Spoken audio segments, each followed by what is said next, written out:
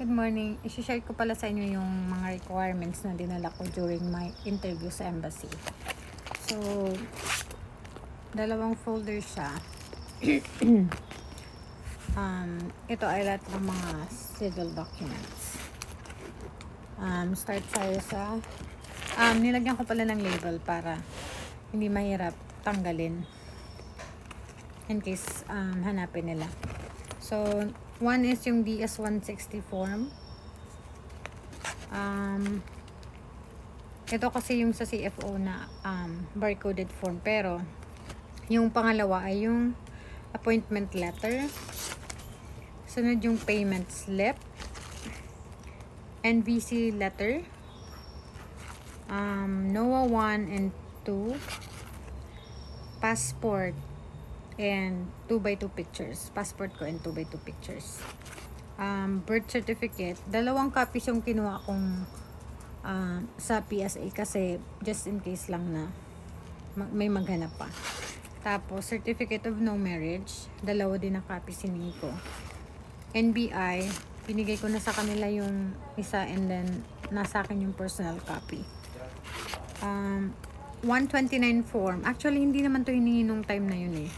Pero, dinala ko pa din just in case. Sa petitioner's documents naman,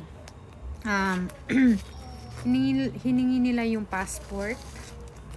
Kahit photocopy, okay lang. Birth certificate ni fiancé. Divorce decree niya. Tax returns. I-134, yung affidavit of support. Pero hindi rin hiningi sa akin nung time ng interview. And 1040 SR. Tapos bank statements in the last 6 months. The rest kasi from simula tax returns, I-124, 1040 SR, bank statements, hindi rin hiningi. Yung NVC letter nga, tsaka yung NOAA 1 and 2, tsaka yung payment slip, hindi rin hiningi sa akin ng time na yun. So, yung mga civil documents lang talaga yung hiningi nila. Tsaka yung medical pala. Medical na nasa brown envelope. Hiningi din. Tapos sa proof of relationship, isang folder din. Naglagay ako ng letter, intent to marry. Tapos, nandito din yung mga letters ng mga friends ko, families, na nagsasabi na na-aware sila or valid yung relationship namin. And then, mga pictures namin together. First visit, second visit, third visit, fourth visit, fifth visit, sixth visit, seventh visit, and eighth visit. Tapos, may nilagay din akong evidence of the best beneficiaries, family and friends are aware of the relationship. Yung mga pictures nyo with friends, family na talagang alam nila yung relationship nyo.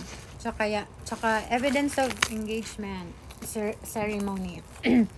Tapos, evidence of communication between the petitioner and beneficiary discussing marriage prior to filing the petition. Yung chats nyo na, or video call, chat na pinag-uusapan nyo yung kasal. Tapos, call logs, chat logs, tapos, boarding pass, flight details, emails,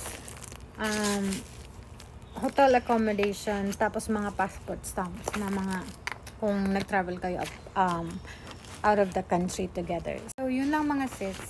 Kung may tanong kayo, comment na lang sa baba. And then, bye!